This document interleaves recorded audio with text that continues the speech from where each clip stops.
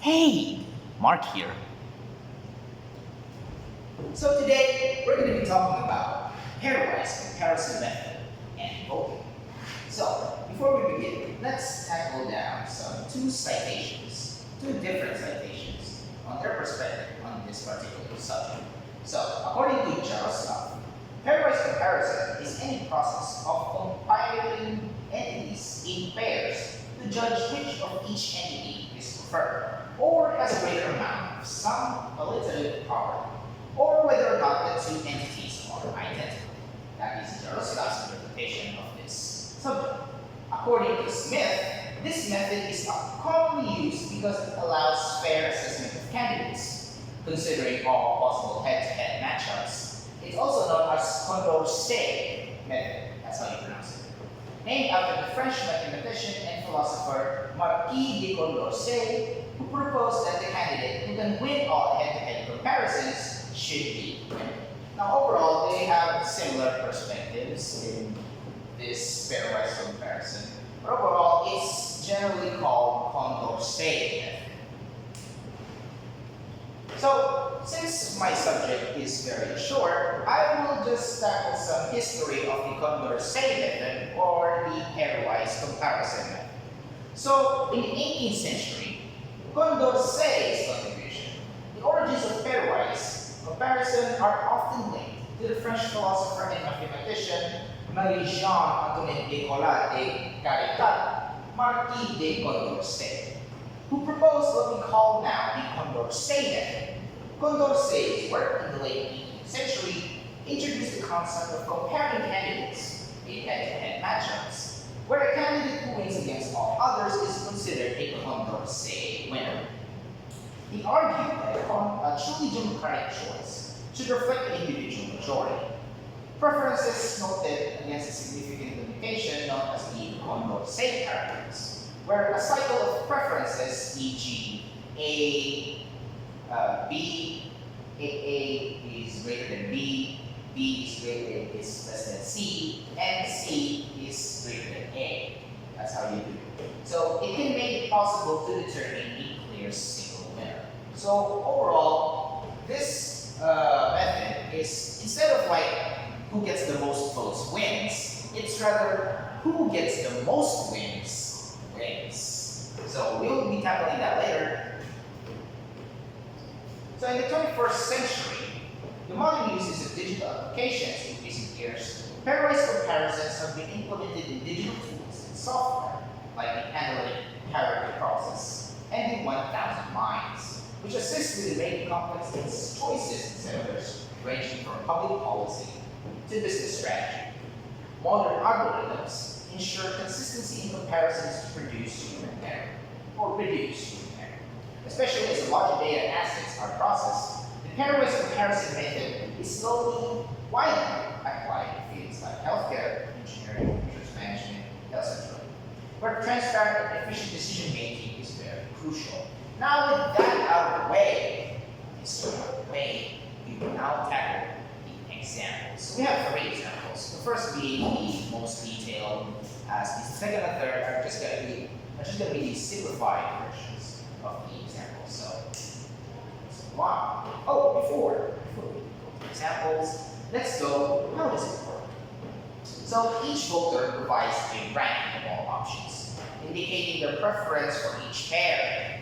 Second, for each pair of options, the option with the most first choice rankings is declared the winner and awarded 1 point. That's what I've been saying lately. We don't win a candidate based on how many votes they get. They win by how many wins they get. So if there's a tie, each option is awarded 0.5 points, so making things fair. And the process is repeated for all possible pairs of options until the option with the most points, indicating the most pairwise wins, is declared the absolute winner, or the Condorcet winner. Alright, we'll move to the examples. Alright, so example 1. We'll make a scenario. Let's say selecting a class president. So in class president, the scenario, in the class election, 3 candidates are running for president. So we have Alice, Bob, and Carol. Now here are the students' rankings. So according to them, 5 students rank candidates as Alice, Bob, Carol. 4 students rank candidates as Bob, Carol, Alice. And 3 students rank candidates as Carol, Alice, and Bob. And now, we will begin on solving this problem. Yeah. Alright. So now we will compare each pair. So we have, let's say, A for Alice, B for Bob, and C for Carol. So let's say Alice versus Bob, A versus B. So let's say Alice wins against Bob with 5 votes, based on the 5 students who prefer Alice, Bob, and Carol. So Alice has 5 votes, and Bob wins against Alice with 7 votes. Again, from students who prefer Bob, Carol, and Alice. So Bob has 7 votes. And just a hypothetical scenario where Alice wins 5, Bob wins 7. So 7 is greater than 5. Overall, Bob is the winner for this matchup. So Bob takes the win here. Bob, 1 point. So let's see. Let's say Alice versus Carol. So Alice wins against Carol with 8 votes. Let's see. So C versus A.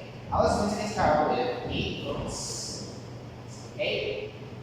And Carol wins against Alice with, let's say, 4 votes. So Carol gets 4. Now, 8 is greater than 4, so Alice wins in this matchup. So 1 point for Alice here. And then we have Bob versus Carol. So let's say Bob wins against Carol with 9 votes. So we got 9 for Bob. Oh, over here. 9 for Bob, and Carol wins against Bob with a mere 3 votes. So Carol gets 3 votes. Now, we all know that 9 is greater than 3. So overall, we have Bob as a winner here. So another point for Bob. Now, as a result, we have Bob 2 points, Alice 1 point, and Carol got nothing at all. But even though someone voted for Carol, she lost these matchups, so overall she got 0 score. So, well, we all know that Bob wins this one as he got the most wins. So overall, the winner is Bob. So yes, there we go.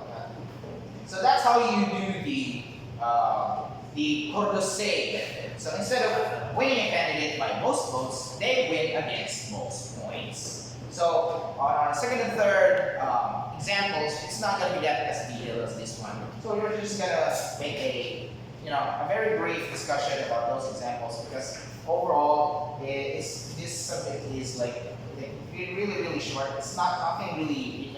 There's nothing we can squeeze about it. So let's move on to the second examples. Okay, let's say best movie selection. So a group of friends is trying to decide on a movie to watch. But the options are action, comedy, and drama. And here are the results. So let's say X for action. I'm going to write this down. X for action. Y for comedy. And Z for drama. Alright, so X, Y, Z. So pair X versus Y. Prefer X.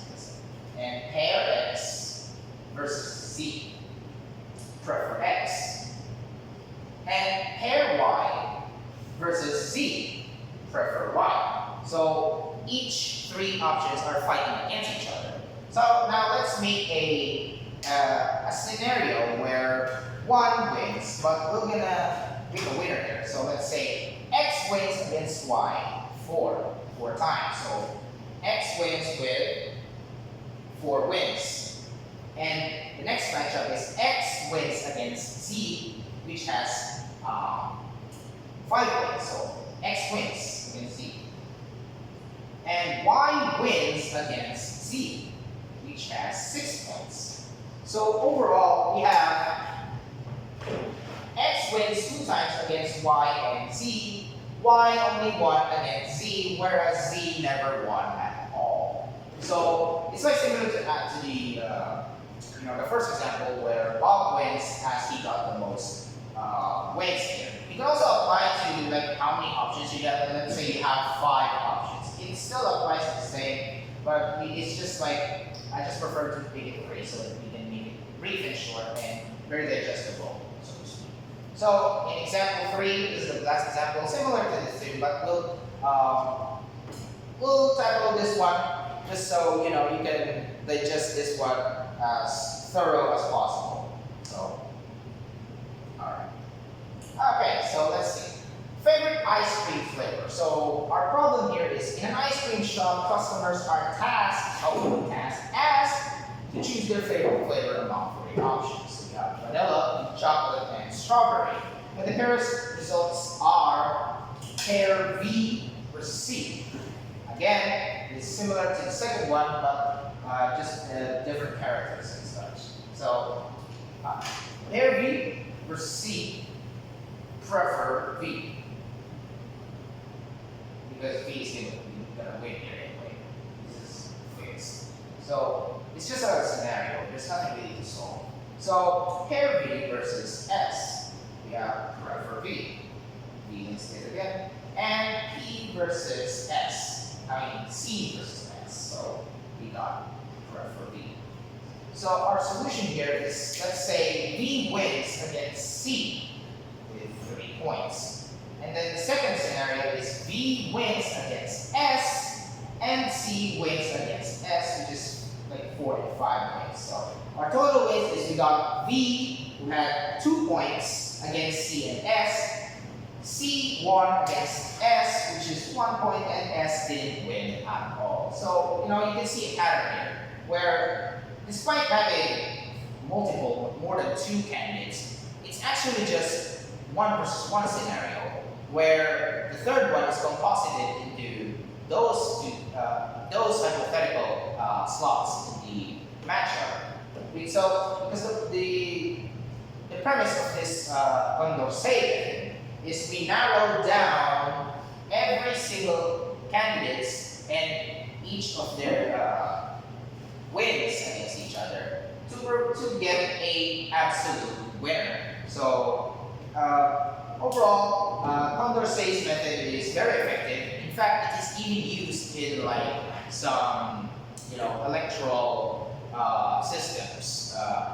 I just can't pinpoint which of those are used. So overall, now in our summary, the Pairwise comparison methods provide a systematic way to evaluate option based on their comparisons, ensuring that the most preferred choice emerges through collective preferences. This method can be useful, especially in situations where voters have varying options, as it highlights consensus preferences. So, without not much content so I can provide to you, I guess this wraps it all up. So, it's me again, Mark, and I hope I passed this subject.